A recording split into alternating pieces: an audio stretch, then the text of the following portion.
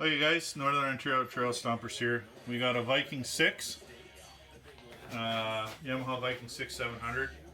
It's one of the guys in the Trail Stompers, and he keeps having a reoccurring problem.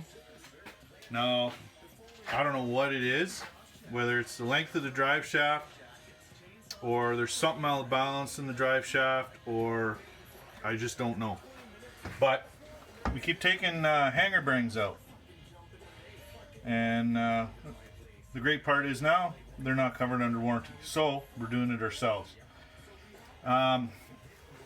Basically, to get them out, you take the hold down off over top of the hanger bearings, and we're actually changing this rear one again.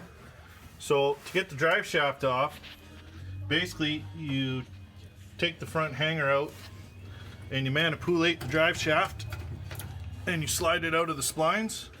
Now you want to protect these splines and you want to make sure you grease them when you put them back in. You pull that out of the way, set it out of the way. The front hanger bearing seems to be fine, the front U-joint seems to be fine.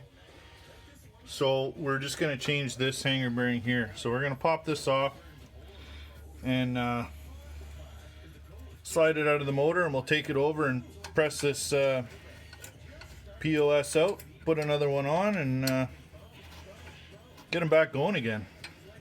Hope it lasts longer. Yeah, let's hope it lasts longer than 1,000 kilometers. Like I say, I don't know what it is. Generally, these don't go unless there's some kind of an issue. Okay guys, once you get this hold down unbolted, it just slides out of the engine. Same set of splines. Want to keep those clean and use some high quality synthetic grease on them when you put them back in. And we'll just take this over to the Northern Ontario Stompers main garage, and we'll press that bearing out, press the new one on, and get Jeremy going again. Because yeah, this is BS. Yeah. Because I'm doing these two wheel bearings.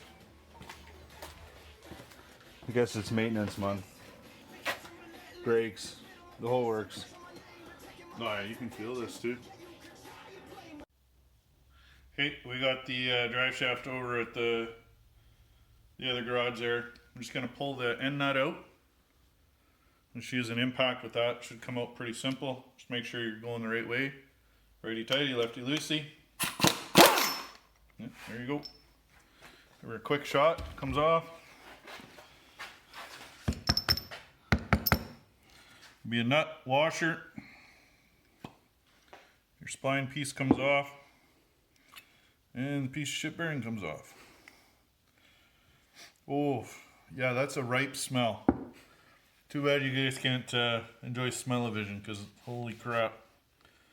Clean that up. There is some scoring on there, so it looks like that was spinning on the shaft. That was actually pretty loose. I thought you would have had to press that out a little bit or do something other than slide on and off. That seal's, oh yeah, you can see the seal's pretty damaged. Completely fell apart. It's definitely got hot. Well, clean all that crap off of here. I'll put the new one on. And did we find a torque spec for this nut or no? No. No. Didn't seem very tight to me, so we'll just zap it on with the impact on low. I'll hold it in my hand. I'm not going to get that much torque on it. Didn't seem to have too much torque taking it apart. So. We added grease because there was none. Yeah, that's the other thing. There was absolutely no grease in there whatsoever. I thought, well, maybe there's a little bit of clear grease, but there was nothing in there. And I mean, I don't know too many bearings that run good on air. So pack some synthetic grease in there. I mean, it's not tightly packed, but you know, there's probably a teaspoon of grease in there now, so I don't know. I've never come across a hanger bearing that had no grease in it before. Put it back together, we just put a little bit of synthetic grease on the splines.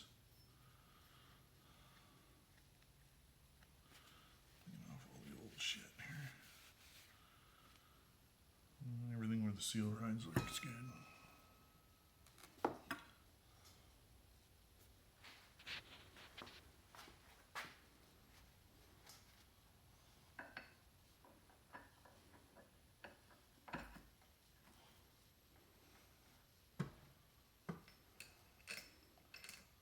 Well, that's another thing we didn't show.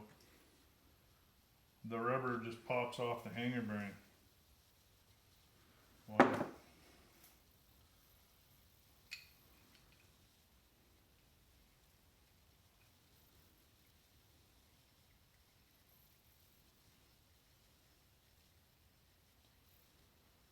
on there pretty good. Give it a shot, a couple shots on low, and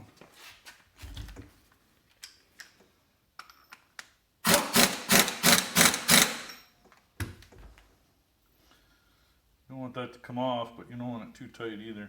That feels a lot better than the other one. Hell of a lot better. And we'll take the grease gun with us back over to your place. We'll grease all that stuff up, grease the rest of the drive line. All the other splines look good, so right on. Okay, well, we're back over at Jared's garage. Got the rear shaft all back in. You gotta remember to grease your splines. We just put a finger full of grease in there, synthetic grease once again. And we'll finagle this back in. You want everything to go in smooth. If you're forcing stuff, or you think you gotta get a hammer, you're doing it wrong. Then once that's on, we'll slide the boot over. Make sure the boot's all good. And it's important to note we didn't have to pull the front diff forward like we thought we might have to. Yeah, there was enough angle there. We got it out, and like anything else, if it doesn't go easy, you're doing something wrong. So we'll button that up, grease the grease nipples in the drive shaft, and I guess we're putting your rear knuckles back on now that we got some new bearings pressed in there. And then the 6 is ready to go.